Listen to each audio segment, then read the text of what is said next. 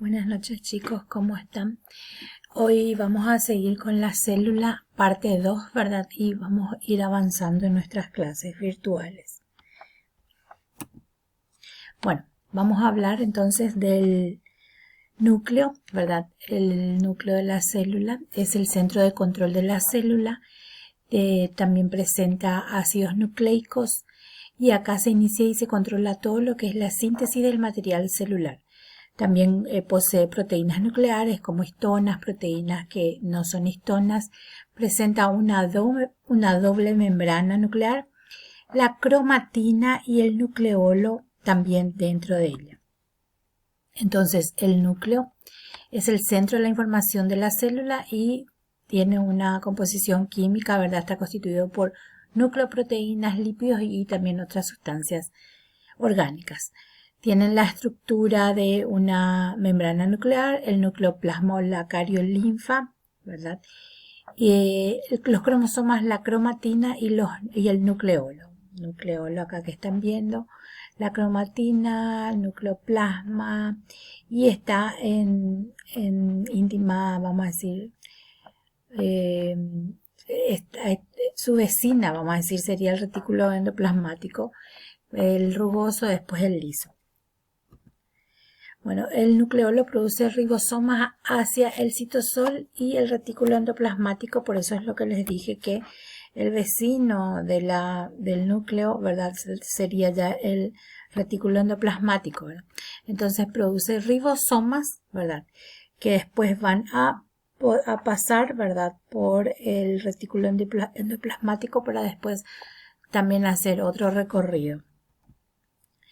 La cromatina está constituida de ADN y de proteínas. Entonces, yo tengo acá, para que ustedes puedan ver, ¿verdad? Tengo la célula, el núcleo celular. Dentro del núcleo tengo la cromatina. Esa cromatina condensada sería el cromosoma. Y ese cromosoma, si yo lo estiro, ¿verdad? Voy a tener ya la fibra de ADN. Entonces está constituido tanto por ADN como por proteínas que son estas que ustedes ven acá, las histonas. Entonces yo tengo el cromosoma, de eso yo voy estirando, ¿verdad? Esta es la cromatina. Voy estirando, voy teniendo proteínas histonas y luego la molécula del ADN. También el núcleo celular, ¿verdad? Está compuesto por, ¿verdad? El nucleolo, la cromatina, ¿verdad? Y todo lo que envuelve la doble membrana de este núcleo. Ahora vamos a empezar a hablar sobre las organelas celulares. Hay de dos tipos, las que son del tipo membranosas, ¿verdad? Las que ustedes pueden ver acá, membranosas, y las que son no membranosas. Empezamos por los organelos membranosos. El primero de ellos vamos a hablar del sistema de endomembranas. Es una red de membranas internas en el citoplasma y las organelas de una sola membrana en su espacio acuoso interno es el equivalente del extracelular en la célula, ¿verdad? Las organelas con dos membranas, que serían la mitocondria y el cloroplasto, son dos membranas separadas por un espacio intermembrana. Entonces son estos dos tipos, organelas de una sola membrana y organelas con dos membranas. Empezamos a hablar del retículo endoplasmático. El retículo endoplasmático, entonces, como les dije, era la continuación de la membrana nuclear, ¿verdad? ¿Qué es lo que hace el retículo endoplasmático? O su función principalmente es la biosíntesis de lípidos, proteínas a través de los ribosomas, ¿verdad? Y carbohidratos complejos. También su membrana constituye más de la mitad del total de la membrana de la célula. Y este retículo está en comunicación con el Golgi y con el retículo endoplasmático liso y algunos tipos de vesículas membranosas. El retículo endoplasmático tienen de dos tipos, ¿verdad? El que es el rugoso y el que es el liso. Nosotros podemos ver entonces acá la célula, el núcleo, y continuo al núcleo ya está la primera parte de lo que sería el retículo endoplasmático rugoso. ¿Por qué rugoso? Porque está tapizado de ribosomas. Acá dice es un apilamiento de membranas en láminas o sacos planos llamados cisternas, perdón, y está tapizado por proteínas. Acá se realiza síntesis de proteína. Seguido de este rugoso tengo el retículo endoplasmático liso, que es una malla de tubos interconectados, y acá se realiza la síntesis de ácidos grasos y esteroides. Se almacena y se libera calcio también. Entonces yo tengo acá, se liberan en forma de vesículas. Vamos a hablar ahora del aparato de Golgi, que también es un organelo membranoso, ¿verdad? Entonces, ¿qué es lo que hace el Golgi? El Golgi está, si ustedes ven, está después de lo que sería el retículo endoplasmático. Acá es un apilamiento de vesículas o sacos membranosos que son las cisternas. Si ustedes pueden ver acá en la figura, ¿verdad? ¿Qué es lo que se hace acá? Se hace empaquetamiento de macromoléculas, de moléculas grandes. Entonces, la secuencia sería retículo endoplasmático, aparato de Golgi, y este aparato de Golgi que hace el transporte celular. Entonces, acá ustedes ven la secuencia del retículo endoplasmático, tanto el liso como el rugoso, como el liso. Luego para el Golgi, que sería el que va a hacer el transporte de las macromoléculas hacia afuera. Entonces clasifica, tiene también unas caras, cara cis, medial y trans. Estas cisternas tienen, acá está la cara trans, está la cara cis, ¿verdad? Y la medial, que está entre ellas dos.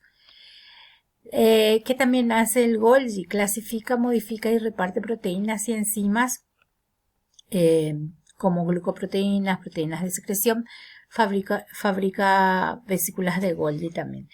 Algunos lisosomas y otros que se funcionan con la membrana que se secretan.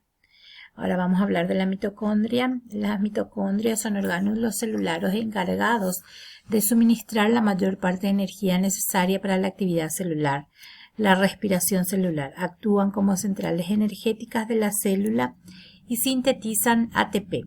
ATP sería la energía de la célula, por eso habla de que actúan como centrales energéticas, a expensas de carburantes metabólicos como la glucosa, ácidos grasos y aminoácidos. Entonces, la función de estas mitocondrias es el de que todos los organismos requieren energía para vivir. El único tipo de energía que los seres vivos utilizan es la que se encuentra en el ATP, ¿verdad? En los organismos aeróbicos, más del 90% del ATP que se necesita para mantener la vida proviene de las mitocondrias. Entonces, las mitocondrias, no se olviden, son las centrales hidroeléctricas, vamos a decir. Entonces, realizan respiración celular con producción de ATP, metabolismo de glucosa, localización celular. También poseen dos membranas internas y externas y una matriz que está rebosada de ribosomas y ADN. Acá tenemos nosotros el diseño de la mitocondria, en donde la glucosa más el oxígeno me da una formación de anhídrido carbónico, agua y la formación de energía de ATP. Esto es lo que hace la mitocondria. Vamos por el cloroplasto. El cloroplasto es una organela de células vegetales, ¿verdad? Especializada en plantas y algas verdes. Contienen clorofila, color verde, una doble membrana también, ¿verdad? Si ustedes ven acá el diseño.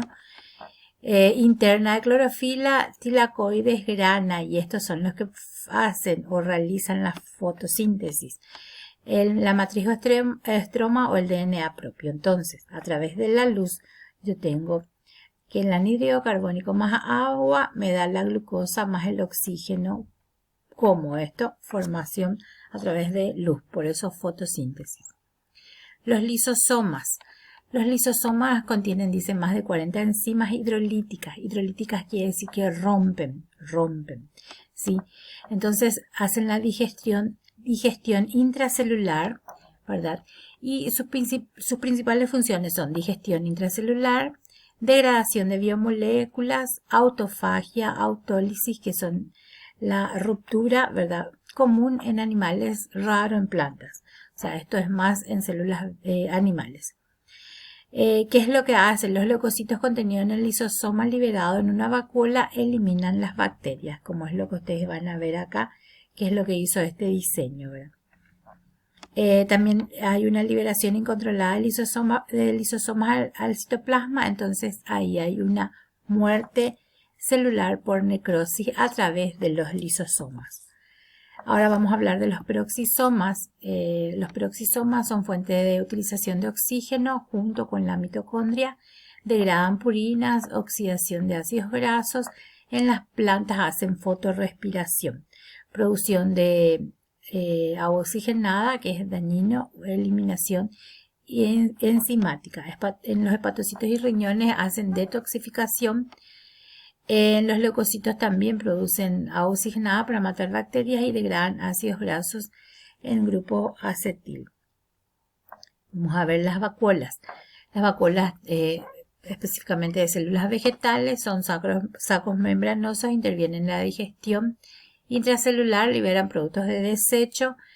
En células animales dice que son pequeñas, pero generalmente existen más en vegetales. En vegetales son grandes y el 90% de ellas es agua y el 10% alimentos, sales, pigmentos. Las organelas no membranosas, los ribosomas. ¿Qué son los ribosomas? Son pequeñas organelas de RNA, ácido ribonucleico más proteínas, ¿verdad? Las células procariotas se encuentran en procariotas y eucariotas. Son donde se hace la síntesis de proteína. Esta es la función principal del ribosoma, síntesis de proteína. Pueden estar libres o asociados al retículo endoplasmático. Tienen dos partes, sus unidades, grande y pequeña, e interpretan el mensaje del ARN mediante síntesis de proteínas por el código genético. Vamos a hablar ahora del citoesqueleto, ¿verdad? El citoesqueleto es una red organizada de 3 tipos de proteínas: los filamentos, que son de actina, microtúbulos, que son de tubulina, y filamentos intermedios de varias proteínas. ¿Qué es lo que hacen? Soporte estructural, movimiento celular, forma celular, división y cilios, flagelos y centriolos para el movimiento. Funciones: mantiene anclado a los orgánulos, conecta a distintas regiones entre la célula, hacen transporte, también un soporte mecánico, ¿verdad? Y no es una estructura estática, sino que siempre está cambiando. Después tenemos los cilios y los flagelos, son los que dan los movimientos celulares. Entonces el citoesqueleto se puede encontrar, por ejemplo, en este tipo de células, ¿verdad? Visión, oído, olfato y equilibrio. Y las flageladas en los espermatozoides. Los centriolos son pequeños ensamblajes cilíndricos de 9 grupos de 3 microtúbulos cada uno. ¿Qué es lo que hace? Están localizados cerca del núcleo, ¿verdad? Y es esencial en la división celular. Acá yo tengo una tabla de las estructuras de células eucariotas y sus funciones para que ustedes puedan mirar. Y hay una diferencia entre células vegetales y animales. Entonces quiero que miren cada uno de estos. Esto es a modo de que ustedes tengan un material de apoyo con las demás tareas y los libros, el texto que están utilizando, que es sobre biología celular.